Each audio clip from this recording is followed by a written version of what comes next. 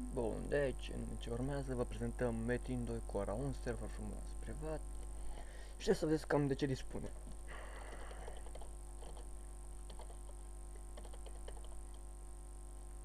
Am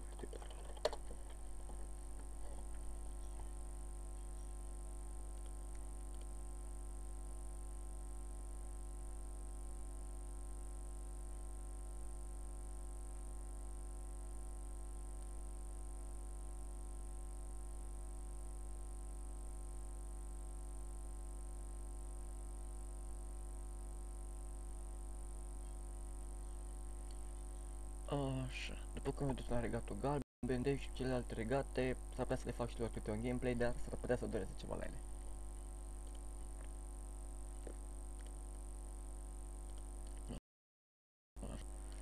Păi să începem cu generalul. Da, scuzați lagul, mi-a intrat între timp pe mes.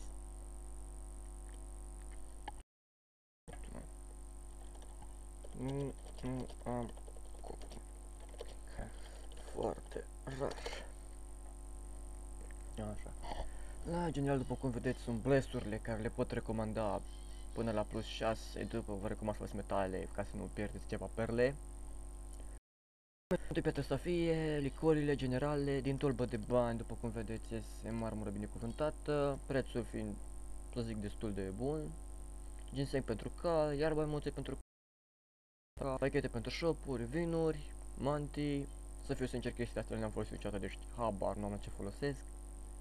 Boa bezen, medalia norocului și bonusurile.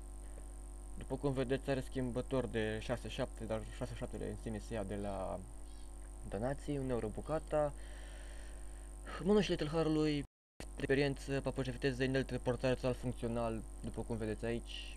Câmp cu șerpi, turn cu demoni, V2, pădurea fantomelor, V3, V4, Valea Urcilor, deșert, templu, V1, țară de gheață și regatele în sine. Metinul are în sine și mai multe mape implementate noi.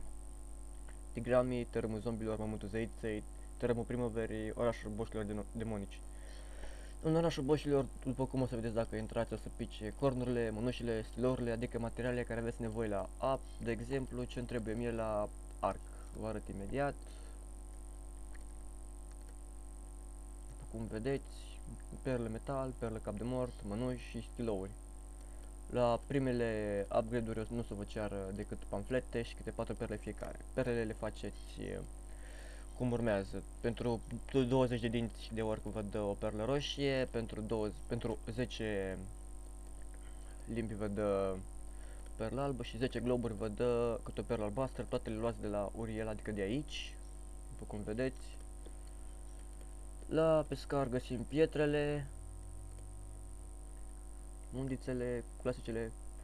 Dispune și serverul și de sistemul implementat de mount-uri, neul de logotnă, roa sau tau, cum îi zice aici, eu obișnuit cu ea cu roa. Cartea comandantului e necesară în caz că vreți să-ți crești un prieten, având level mai mare. Pietrele, care după cum o să vă arăt se pot face plus 5 sau plus 6, depinde cum vreți să le lăsați. Le faceți de asemenea la fierarul legendar.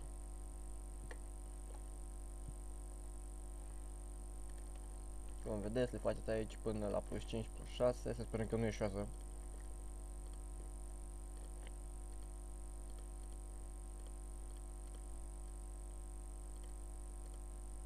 Și plus 6. Și cam o puneți pe ce armă doriți. Momentan aici le-am puse deja. Pe sabia lui Hermes, pe arc, dacă vă puneți pietre. Da, și eu acum am văzut că pe arc antirezboinici aveam decât plus 3, dar mă rog, în fine. După cum vedeți, cele plus 5 dau 80%, deci nu recomand să le faceți plus 6. Da. Uite-te, frate.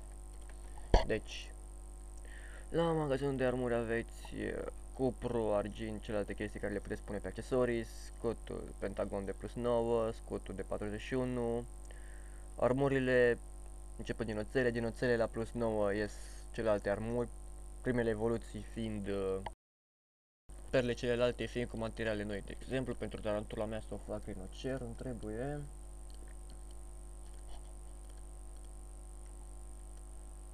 4 perle armor, 4 perle pământ, 2 dinți și 2 coarne.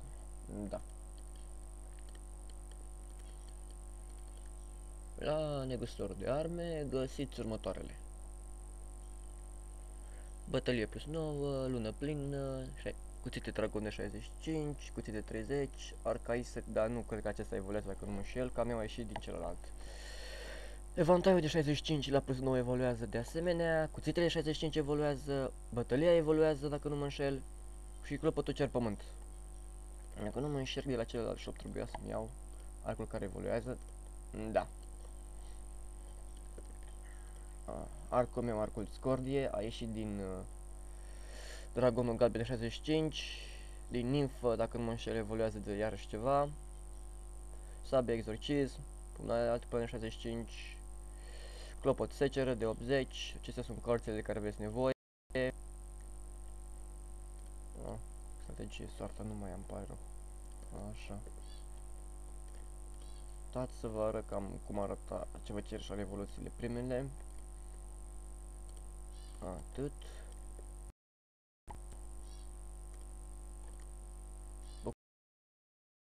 Acum vedeți 3, 4 vișinii și o strategie. Și iese arc diavol mare.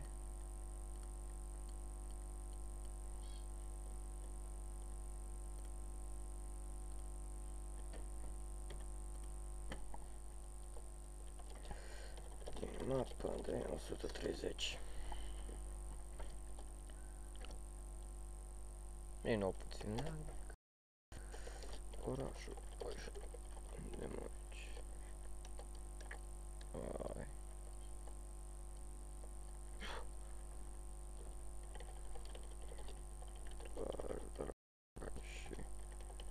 Și niște copăcei. O să vă arăt și mapa mea pe ce prezint celelalte shop-uri, dacă mai am prezentat ceva, dacă nu mă înșel. Pescarul vi le-am arătat, chilturile P și G le luați de la domnișoara asta de aici. Tot de aici aveți și depozite ang, puteți depune sau scoate angul, vi le dăm coliere de milionar. Deci cam atât cu shop-urile, dacă nu mă înșel. De la domnișoara asta vă teleportați în mapele mari.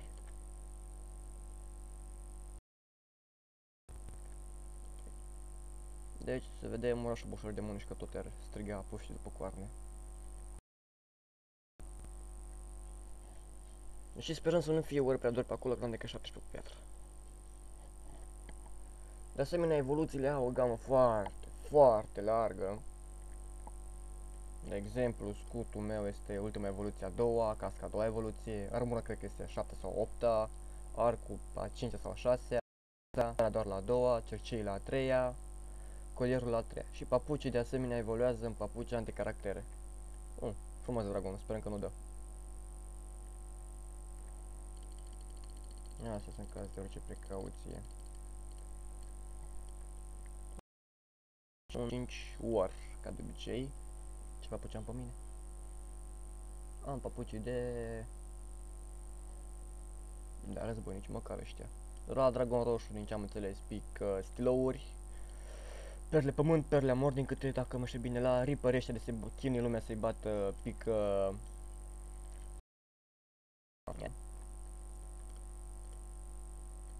stai, nu dădea. Nu da, gogule.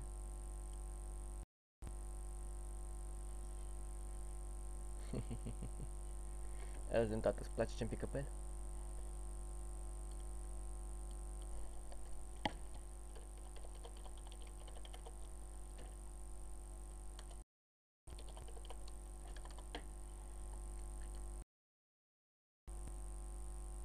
A plecat. Momentan, dragon albastru nu văd niciunul pe aici. La Reaper, ce se chinuie lumea să bată pe acolo, pică perle, ceva, de exemplu, cam rar pe aici. La dragonii ăștia îi bate lumea toată ziua, pică materiale frumoase. La ăștia de foc și pe aici pe undeva ar fi trebuit să fie un dragon albastru, unui pic coarnele, care pică la fel cam rar, dar o să farme cu jocului. Opa, war. Băi frate, nici nu sura să bășe pe aici. Da.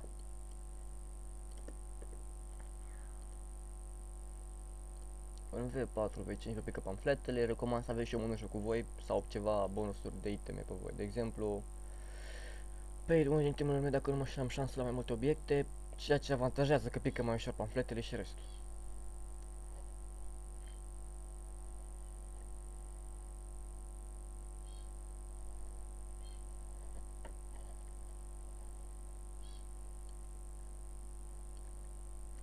Hmm. Neața, fratele meu, ce faci?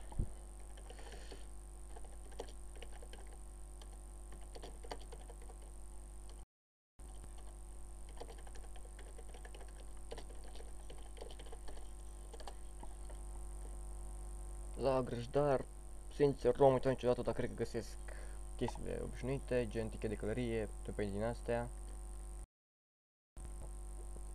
Da, informații, mounturi, da, dar aveți deja sigiliile permanente la mounturile, după cum vedeți, eu folosesc decât leu, tigru încă n-am nivelul special pentru el, mai sunt mistreț și lup, vi le arăt imediat.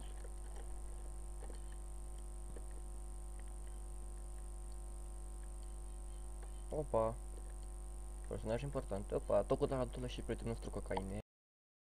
Deci, o scuze, nu aici. Aici, găsim și mistreț, lup.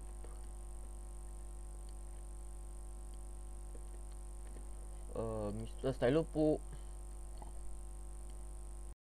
Asta este mistrețul. Vă arătam și tigru, dar încă n-am nivel destul de mare pentru el. Am decât 131, cred că pe la 150 sau 200 mi dă, să fiu sigur ăla. Da, două bresle domine văd pe aici, a mea, Casa Nostra și Asgardul. Asgardul, după cum vedeți, fiind cei mai duri pe aici. Pe 11 momentan n-am apucat să dau war. Drogație și Asgard. Ciudat. În fine.